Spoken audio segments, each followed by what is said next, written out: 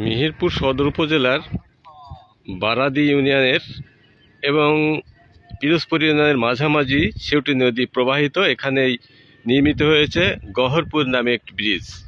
এই ব্রিজের তথ্যগুলি আপনাদেরকে আমরা তুলে ধরব। ব্রিজের গহরপুর ব্রিজ নাম হলো কেন, আর এখানে এই ব্রিজ হওয়ার পরে এই অঞ্চলের কি কি উপকার হয়েছে বলেন। মানুষের যাতায়াত সুবিধা হয়েছে। আর গহরপুর নাম ব্রিজ হইলো কিভাবে? গ্রামের নামে নাম। আর এখানে কি আগে ভালো ব্রিজ ছিল না এটা ভালো ব্রিজ হয়েছে? বড় হয়েছে। নিচে যে নদীটা, এই নদীটার নাম কি? সেউটু নদী না? তো এখানে কি মাছ থাকে? তাহলে কি হয়, আবাদ টাবাদ হয়?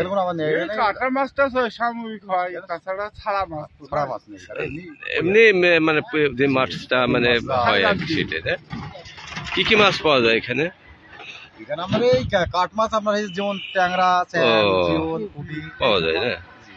এই ব্রিজটা হওয়াতে অনেক উপকার হয়েছে। সুপ্রিয় দর্শক, মেহেরপুর জেলার মেহেরপুর সদর উপজেলার এখানে যেটা রয়েছে যে দুইটা ইউনিয়ন ভাগাভাগি হয়ে গেছে। যেটা পিরোজপুর ইউনিয়ন ছিল, সেই পিরোজপুর ইউনিয়নের মধ্য দিয়ে প্রবাহিত গহরপুর গ্রামের মাছ দিয়ে ছেউটু নদী। আর এই ছেউটু নদী কে দুভাগে ভাগ করা হয়েছে। এখন এখানে যে নির্মিত হয়েছে যে এই গ্রাম, এক পাশে দেখছেন যে এটা গহরপুর গ্রাম, এবং এই গহরপুর গ্রামের নামেই এই ব্রিজের নামকরণ করা হয়েছে। খুব মাঝারি লেভেলের একটি চমৎকার একটা ব্রিজ স্থাপিত হয়েছে। এই ব্রিজটির কারণে একদিকে বারাদি ইউনিয়ন আর পিরোজপুর ইউনিয়নের বলা যায় সংযোগ স্থল। তো এই সড়কটি যেটা আছে, এই সড়কটি একদিকে বারাদি বাজার হয়ে ব্রিজ দিয়ে এদিকে চলাচল করে পিরোজপুর ইউনিয়নে, তাই না? পিরোজপুর ইউনিয়নে চলাচল করে, এবং এই পিরোজপুর এটা একটা এলাকার লিঙ্ক সড়ক এবং নিয়মিত এখান দিয়ে বিভিন্ন এই অঞ্চলের যাত্রীরা যাতায়াত করে। এবং ব্রিজটি নির্মাণের ফলে বিশেষ করে বারাদি এবং পিরোজপুর ইউনিয়নের সংযোগ স্থলটা আরও মজবুত হয়েছে। একই সাথে এলাকার মানুষের চলাচলের জন্য অনেক অনেক উপকার হয়েছে। এবং নিচে যে প্রবাহিত যে নদীটি, এটা ছেউটু নদী। এখানে এই নদীটা কেটে কাটা হয়নি, তাই না? মানে খনন করা হয়েছে। এই নদীটাকে খনন করা হয়নি, তাই না?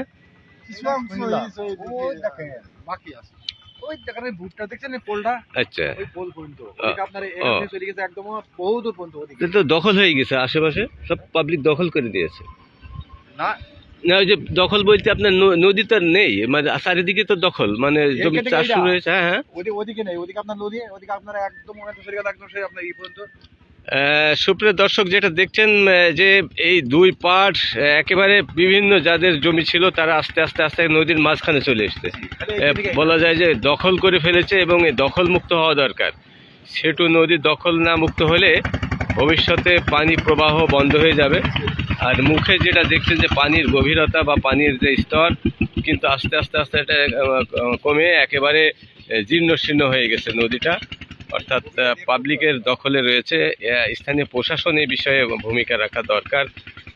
স্থানীয় প্রশাসনের মাধ্যমে এই দখল সরকারি নিয়ন্ত্রণে আনলেই আবার দখলমুক্ত হবে। এখন যদি এই যে দখল মানে না থাকায়, বা আপনার এই যে পানি যে এখানে এই যে অনেক বেশি আছে, কিন্তু ওইদিকে তো আর অত বেশি নেই, অল্পই আছে। তাহলে কি ওই যে নদী সরু হয়ে গিয়েছে, চিকন হয়ে গিয়েছে, দখল করার কারণে চিকন হয়ে গেছে। সুপ্রিয় দর্শক, এই ব্রিজটির নাম মেহেরপুর জেলার সদর উপজেলার গহরপুর ব্রিজ নামে খ্যাত।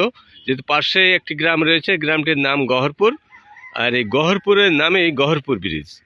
আর নিচ দিয়ে প্রবাহিত ছেউটু নদী, এবং ছেউটু নদীর পুনর্খননের না হয় বলা যায় যে দুই পাশের যারা জমির মালিক তারা পুরো দখল করে রেখেছে এবং শুরু হয়ে গেছে।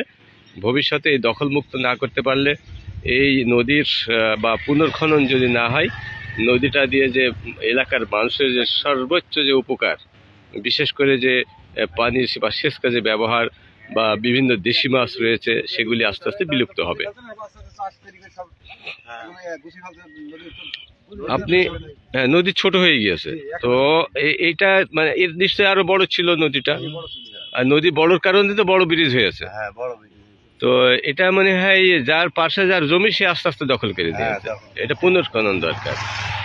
যদি বেশি দখল না থাকতো তাহলে তো আপনার বড় নদী থাকতো, মাছও আবাদ হতো বেশি, হ্যাঁ, পানি থাকতো নিয়মিত। এই যে ভুটকুটা নেই, জি, জি। ভুটকুটার জমিটা হইলো মাত্র 1.5 বিঘি। 1.5 বিঘা। কই খাইছি 5-6 বিঘি। 5-6 বিঘি মানে দখল করে নিয়েছে। হ্যাঁ, আসলে তাই। আমরা স্থানীয় প্রশাসনের দৃষ্টি আকর্ষণ করছি যে এই নদীটির দুই পার্শ্বের অংশ সরকারি নিয়ন্ত্রণে নিয়ে এই সেতু নদীটি পুনর্খনন করা হোক, তাহলে এই পূর্বের রূপ ফিরে আসবে। সুপ্রিয় দর্শক, এই গহরপুর ব্রিজ এবং এই সেতু নদীর কিছু তথ্য আমরা তুলে ধরলাম। আপনাদের ভালো লাগলে আপনারা শেয়ার করুন, কমেন্ট করুন।